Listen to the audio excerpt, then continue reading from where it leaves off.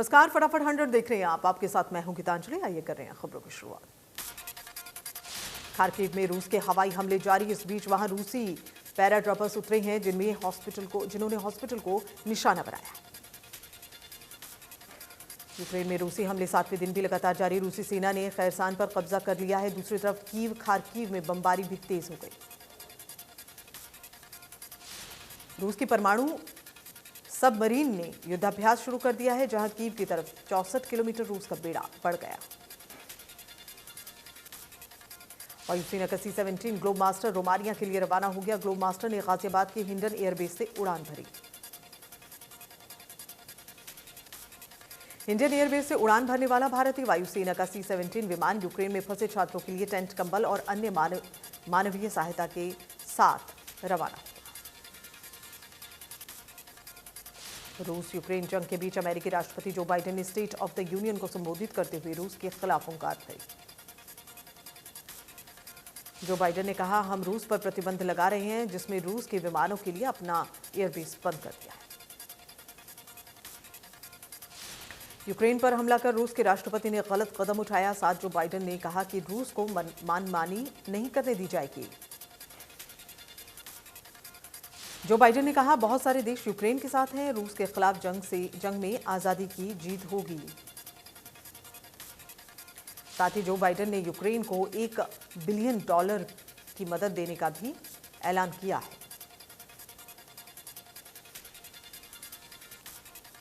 अमेरिकी राष्ट्रपति Joe Biden ने रूसी प्रेसिडेंट व्लादिमीर पुतिन को तानाशाह बताया। जो बाइडेन ने कहा, अमेरिका यूरोपियन संघ के साथ मिलकर काम कर रहा है। इसमें यूरोपीय सहयोगियों का साथ देकर रूस में शासन करने वाले लोगों की नाव, उनके लग्जरी अपार्टमेंट, उनके निजी जेट विमानों को जब्त किया जा रहा है। बाइडेन ने अपनी स्पीच में यह भी कहा कि इतिहास से हमने ये सीखा है कि जब तानाशाह को उनके आक्रमण की कीमत नहीं चुकानी पड़ती तो वे ज्यादातर अराजकता फैलाते हैं। यूक्रेन और रूस के बीच 7वें दिन भी जंग जारी। लगातार हो रही बमबारी से जहां एक तरफ यूक्रेन में भारी तबाही मची, वहीं हजारों भारतीय छात्र भी अभी तक यूक्रेन में फंसे हैं। भारत सरकार ने बॉर्डर पर भारतीयों की वापसी में हो रही दिक्कतों को दूर करने के लिए 4 मंत्रियों को यूक्रेन के चारों तरफ पड़ोसी देशों में भेजा। हरियाणा के भी करीब 700 छात्र यूक्रेन में फंसे हैं। इनमें से करीब 90 छात्र वापस लौट चुके हैं। प्रदेश के यमुनानगर और नारायणगढ़ के भी 2 छात्र स्वदेश लौटे।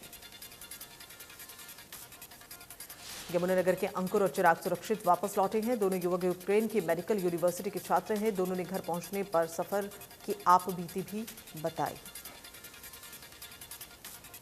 नारायणगढ़ के हर्ष सैनी जो उपमंडल के गांव गदोली के रहने वाले हैं, उन्होंने आप बीती सुनाते हुए कहा, 24 तारीख की सुबह 5 बजे के करीब बम धमाकों से जागे तो पता चला कि युद्ध की शुरुआत हो चुकी है। वहीं ओडिशा से ही लौटी डेहर गांव की निधि ने जो हालात बयां किए, रोंगटे खड़े कर देने वाले हैं। निधि ने बताया, हमने मालदोवा और रोमानिया बॉर्डर क्रॉस करके फ्लाइट पकड़ी। हालात बेहद खराब। हजारों भारतीय छात्र भी अभी यूक्रेन में फंसे हैं। इन्हें निकालने के लिए भारत सरकार लगातार काम कर रही है। भारत सरकार ने बॉर्डर पर भारतीयों की वापसी में हो रही दिक्कतों को दूर करने के लिए 4 मंत्रियों को यूक्रेन के चारों तरफ पड़ोसी देशों में भेजा है। यूक्रेन में फंसी पलवल की छात्रा के वॉइस मैसेज से परिजनों के आंसू छलक गए। छात्रा ने अपने परिजनों को फोन करके आपबीती बताई है। वहीं रूस और यूक्रेन के हमले के बीच यूक्रेन पोलैंड के बॉर्डर पर बल्लभगढ़ की छात्रा मानसिक फंस गई। इंडिया न्यूज हरियाणा ने खबर को दिखाया। उसके बाद एसडीएम परिजनों से मिलने के लिए पहुंचे। इस दौरान मूलचंद शर्मा के भाई टिपचंद शर्मा भी मौजूद रहे। एसडीएम त्रिलोक चंद ने पोलैंड में मानसी से फोन पर बात की। उन्होंने बताया कि मानसी को इंडियन एम्बेसी में पहुंचा दिया गया। यूक्रेन और रूस के बीच चल रहे युद्ध में इलॉन मस्क ने यूक्रेन की मदद के लिए स्टारलिंक टर्मिनल भेजे हैं, जिससे यूक्रेन में सैटेलाइट ब्रॉडबैंड सर्विस दी जाएगी। इलॉन मस्क के इस कदम की खूब तारीफ हो रही है। दरअसल यूक्रेन के उप प्रधानमंत्री ने ट्विटर के जरिए इलॉन मस्क से मदद मांगी थी, जिसके बाद उन्होंने अपने टर्मिनल भेजे हैं।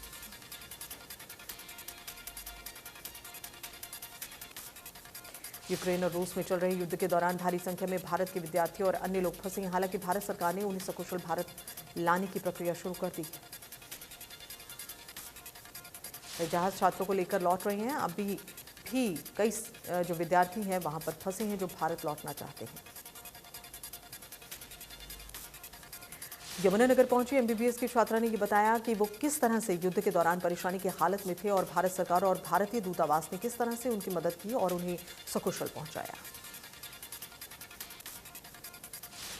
यूक्रेन में एमबीबीएस की पढ़ाई करने गई अंबाला की बेटी देर रात सकुशल वापस अंबाला लौटी है।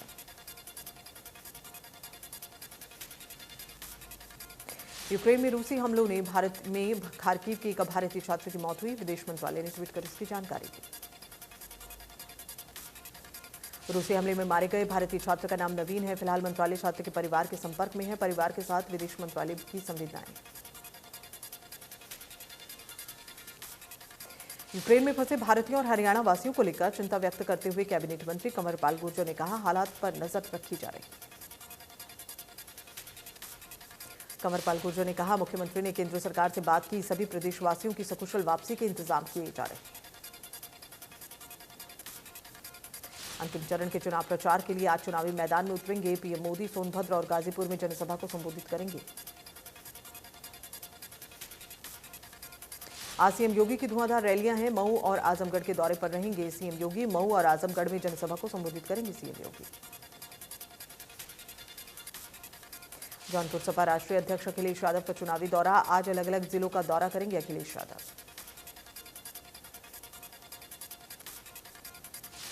पूर्वांचल को साधने के लिए गठबंधन की होगी बड़ी रैली। 3 मार्च को वाराणसी में अखिलेश यादव, ममता बनर्जी और जयंत चौधरी रैली में शामिल होंगे। आज से हरियाणा विधानसभा के बजट सत्र का आगाज हो रहा है। दोपहर करीब 2 बजे राज्यपाल के अभिभाषण से सदन की कार्यवाही होगी। 2 मार्च से 22 मार्च तक टेंटेटिव शेड्यूल पर बातचीत बजट सत्र चलेगा। 8 मार्च को मुख्यमंत्री मनोहर लाल गठबंधन सरकार का तीसरा बजट पेश करेंगे। विधायकों को 6 दिन का समय बजट पढ़ने के लिए दिया जाएगा। 8 मार्च के बाद 14 मार्च को बजट सत्र की कार्यवाही शुरू की जाएगी। 14, 15 और 16 मार्च को बजट पर चर्चा की जाएगी। 22 मार्च को बजट सत्र का समापन होगा।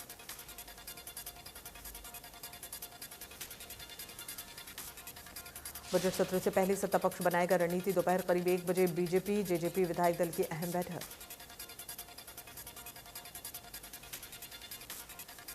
मुख्यमंत्री मनोहर लाल की अध्यक्षता में बनाई जाएगी रणनीति। डिप्टी सीएम दुष्यंत चौटाला और गृह मंत्री समेत कई मंत्री मौजूद रहेंगे।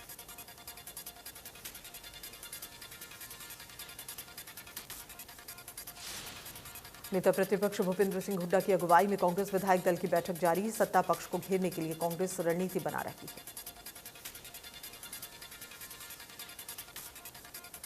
बजट सत्र में किसान पेंशन रजिस्ट्री घोटाला समेत कई मुद्दे विपक्ष उठाएगा और विधानसभा बजट सत्र में हंगामे के पूरे आसार।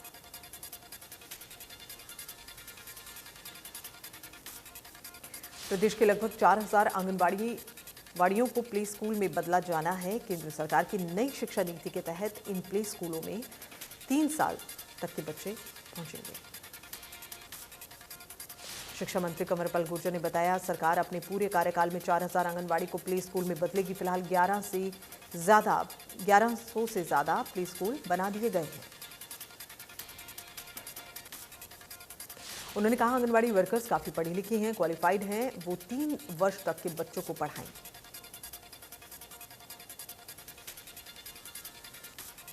हरियाणा सरकार इसे 2025 तक पूरी तरह से लागू करेगी। इस दिशा में आंगनबाड़ी को प्ले स्कूलों में बदला गया है। कांग्रेस प्रदेश अध्यक्ष कुमारी सैलजा के बयान पर पलटवार करते हुए शिक्षा मंत्री कंवरपाल गुर्जर ने कहा, हरियाणा सरकार कौशल विकास के तहत भर्ती कर रही है। कांग्रेस ने अपने कार्यकाल में बगैर किसी नियमों को लागू किए भर्ती की थी, जिसके चलते टीचर्स के भविष्य को अधर में छोड़ दिया गया। बीजेपी सरकार आने के बाद इन टीचर्स का भविष्य सुरक्षित किया गया, उन्हें हटाया नहीं गया। मनोहर लाल ने कहा कि करनाल को मेट्रो की सौगात मिलेगी। 6 प्रोजेक्ट्स में से 3 पर काम चल रहा है। एनसीआर क्षेत्र के मुद्दे पर सीएम ने ये कहा कि एनसीआर में शामिल होने के बाद करनाल को कोई विशेष लाभ नहीं मिला। आंगनवाड़ी वर्कर्स पर सीएम मनोहर लाल ने कहा कि उनकी यूनियन से सरकार की वार्ता हुई, जिसमें आंगनवाड़ी वर्कर्स की मांगों पर सहमति बनी है। प्रदेश में डोमिसाइल की अवधि को 15 साल तक के लिए घटाकर 5 साल कर दिया गया और इसी को लेकर सीएम मनोहर लाल ने कहा है कि प्रदेश में जो ऐसे कई लोग हैं जो वर्षों से बाहर रह रहे हैं, उनको इससे फायदा होगा। केंद्रीय राज्य मंत्री राव इंद्रजीत ने कनीना और आसपास के क्षेत्र का दौरा किया है। ओलावृष्टि से खराब फसल के लिए अधिकारियों को गिरदावरी के आदेश दिए।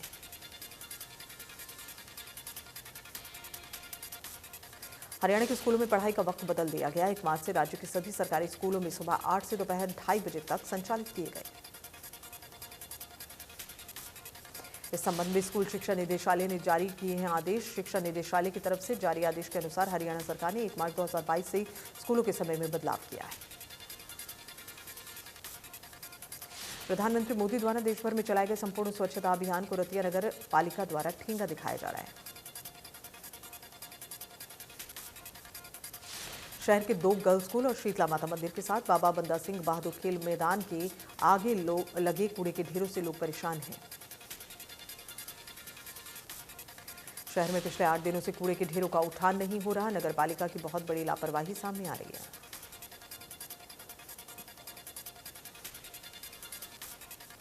गुरुग्राम के सेक्टर 15 में खेल महाकुंभ का आयोजन किया गया, जिसमें वॉलीबॉल, बास्केटबॉल और हैंडबॉल की दर्जन भर से ज्यादा टीमों ने भाग लिया।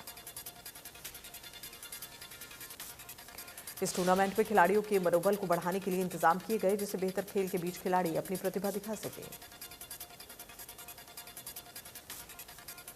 रतिया में नगर पालिका की 3.5 एकड़ जमीन पर बनने वाले ऑक्सीजन पार्क की जगह अवैध रूप से सरसों की बिजाई की गई।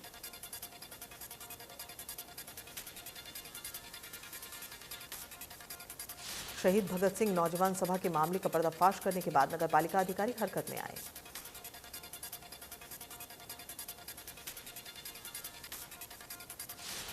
कच्ची सरसों ट्रैक्टर ट्रॉली में भरकर कम्युनिटी सेंटर में पहुंचाई। वहीं शहीद भगत सिंह नौजवान सभा के सदस्यों ने नगर पालिका अधिकारियों पर मिलीभगत के आरोप भी लगाए।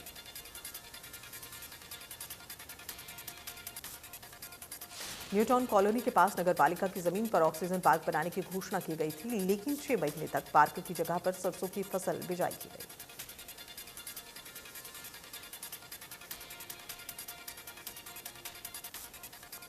वहीं मामले को लेकर नगर पालिका सचिव ने यह कहा कि उन्हें मालूम नहीं था कि किस अज्ञात व्यक्ति ने नगर पालिका की जमीन पर बिजाई की थी।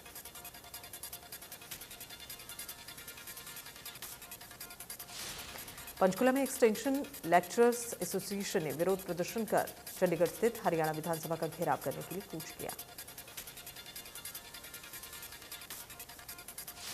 राजस्थान में पेंशन बहाली की घोषणा के बाद प्रदेश के कर्मचारी भी इस मुद्दे को लेकर 28 और 29 मार्च को राष्ट्रव्यापी हड़ताल पर विधायकों और सांसदों के आवास के घेराव की चेतावनी बना ली।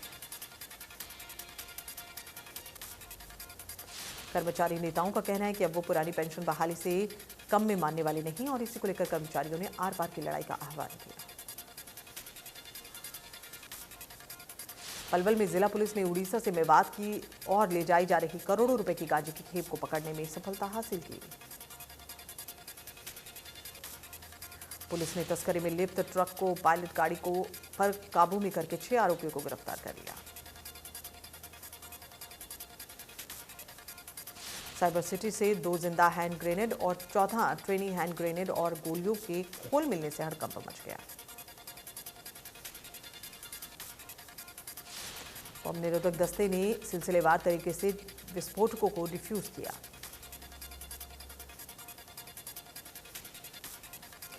नेशनल हाईवे से सटी ये कोठी काफी लंबे वक्त से वीरान पड़ी थी। शुरुआती तफ्तीश में पता चला कोठी दिल्ली के शख्स की है और मौके पर भारी मात्रा में पुलिस बल तैनात।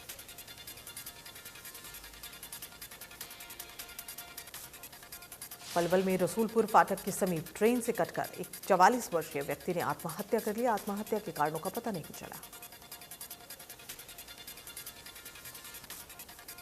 जीआरपी थाना पुलिस ने मामले में 174 की कार्रवाई अमल में लाई है। मामले की जांच में जुटी है।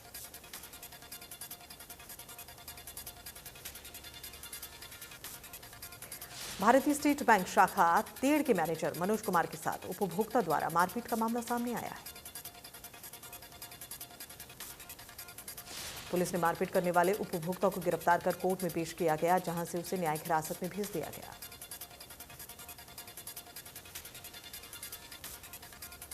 गुरुग्राम में दबंगों की दबंगई का मामला सामने आया। यहां कंस्ट्रक्शन कंपनी के मैनेजिंग डायरेक्टर ने के साथ मारपीट हुई। चरखी दादरी में कोहरे के चलते गांव रानीला के समीप तेज रफ्तार कार और निजी स्कूल बस में टक्कर हो गई। कार और बस क्षतिग्रस्त हुई। वहीं सूचना मिलते ही पुलिस घटनास्थल पर पहुंची और मामला दर्ज कर लिया। तो शाम भिवानी मार्ग पर बीरन गांव में 24 साल के शख्स का शव मिला। सूचना मिलते ही पुलिस मौके पर पहुंची, शव को कब्जे में लिया।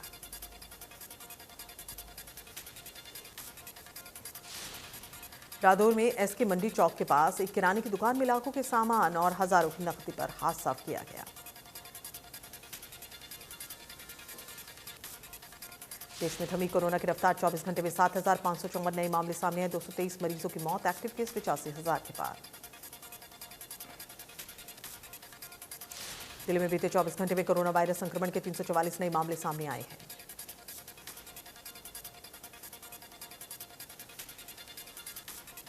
हरियाणा में कोरोना की रफ्तार पर ब्रेक। एक दिन में 273 नए मामलों की पुष्टि। एक मरीज ने दम तोड़ा।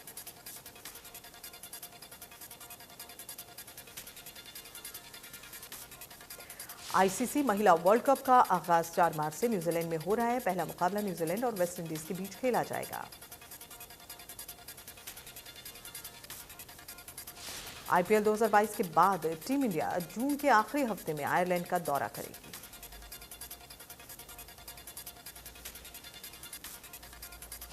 भारत और श्रीलंका के बीच 4 मार्च से मोहाली में होने वाले टेस्ट मैच को लेकर बड़ा फैसला लिया गया।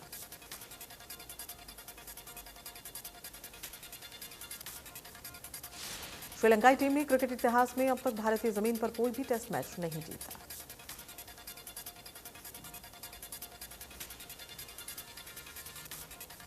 भारतीय विकेटकीपर बल्लेबाज दिनेश कार्तिक ने कहा कि हम सभी चाहते हैं हम देश के लिए खेलें।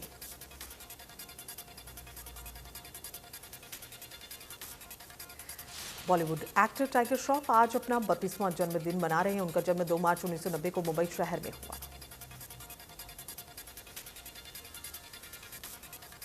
मुंबई हाई कोर्ट ने बॉलीवुड एक्टर और डायरेक्टर महेश मांजरेकर की गिरफ्तारी पर रोक लगा दी है।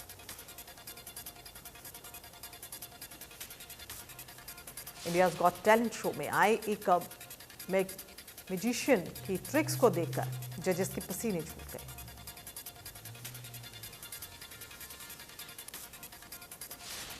इंटरनेट सेंसेशन भुवन बादायकर का सोमवार देर रात एक्सीडेंट हुआ। घटना पश्चिम बंगाल के बीरभूम की है, जहां उसके बाद उन्हें हॉस्पिटल ले जाया गया।